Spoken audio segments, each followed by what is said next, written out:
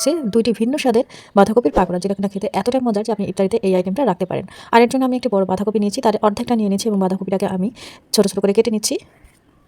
আর দর্শক, আপনি যদি আমার চ্যানেলে নতুন হয়ে থাকেন তাহলে অবশ্যই আমার চ্যানেলটিকে সাবস্ক্রাইব করে পাশে থাকা বেল আইকনটি ক্লিক করে দেবেন। আর পেজ থেকে দেখে থাকলে অবশ্যই পেজটিকে লাইক করে ফলো দিয়ে রাখবেন। আমাদের এই বাঁধাকপিগুলো কাটা হয়ে গেছে, এবার আমি এটাকে লবণ দিয়ে মাখিয়ে রেখে দিব 15 থেকে 20 মিনিটের জন্য। এতে করে বাঁধাকপির ভেতরে যে পানিটা থাকে সেটা সম্পূর্ণটা বের হয়ে আসবে। এই পানিটা বের না করে নিলে কিন্তু পাকোড়াটা মুচমুচে হবে না, নেতনেতে হবে এবং তেলও অনেক বেশি লাগবে। আর এর মাঝে দেখুন দর্শক, আমি ফিরে এলাম 20 মিনিট পরে, আর পানিগুলো কিন্তু বেশ অনেকটা বের হয়ে গেছে। এবার আমি হাত দিয়ে চিপে চিপে আর যতখানি পানি বের করে নেওয়া যায় বের করে নিচ্ছি। এবার আমি হাতের সাহায্যে খুব ভালো মতো চিপে পানিটাকে আলাদা করে নিচ্ছি বাঁধাকপি থেকে এবং অন্য একটি পাত্রের মাঝে নিয়ে নিচ্ছি। আর খেয়াল করে দেখেছেন নিশ্চয়ই কতগুলো পানি বের হয়েছে। এবার আমি পানিটাকে ফেলে দিচ্ছি। এরপরে আমি এই বাঁধাকপির মাঝে বেশ কিছু পরিমাণে উপকরণ ব্যবহার করব। এর জন্য আমি প্রথমে নিয়ে নিয়েছি পেঁয়াজের কুচি।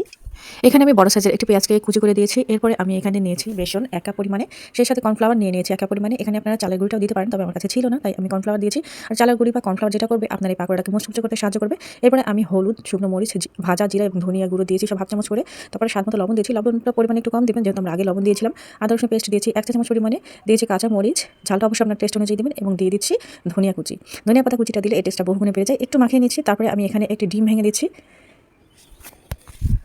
এবারে আমি এই সবগুলো উপকরণকে খুব ভালো মতো কচলে কচলে মেখে নিচ্ছি। আর এখানে যদি আপনাদের কাছে মনে হয় বাইন্ডিংসটা একটু কম হয়েছে, মানে আঠালোটা একটু কম মনে হচ্ছে, তবে সেই ক্ষেত্রে আরও একটু চাইলে বেসন দিয়ে দিতে পারেন। আর আমাদের এটা যথেষ্ট আঠালো মনে হচ্ছে, তাই আমি এখানে আর এক্সট্রা করে কোনো বেসন দিইনি। আমি প্রথমে যেটা দেখেছি সেই পরিমাণে দিয়েছি। এবারে প্যানের মাঝে আগে থেকে তেল দিয়েছি পর্যাপ্ত পরিমাণে এবং তেলটাকে গরম করে নিয়ে আমি একে একে পাকোড়াগুলো সব দিয়ে দিচ্ছি।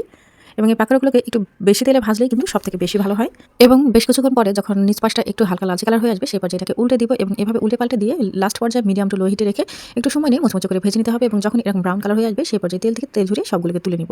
এবারে আমি আরও একটি ফ্লেভার অ্যাড করবো, আর এর জন্য আমি বাকি অর্ধেকটার মাঝে কাবাব মশলা নিয়েছি। এবং এই কাবাব মশলাটা দিলে এই বাঁধাকপির টেস্ট, মানে পাকোড়ার টেস্টটা যে এত গুণে বেড়ে যায় আপনি না খেলে বিশ্বাসই করবেন না। আপনারা চাইলে অন্য আরও যে কোনো ধরনের মশলা ব্যবহার করতে পারেন, তবে কাবাবের এই ফ্লেভারটা আমার কাছে বেশি ভালো লাগে, তাই আজকে কাবাব মশলাটাই দিয়েছি।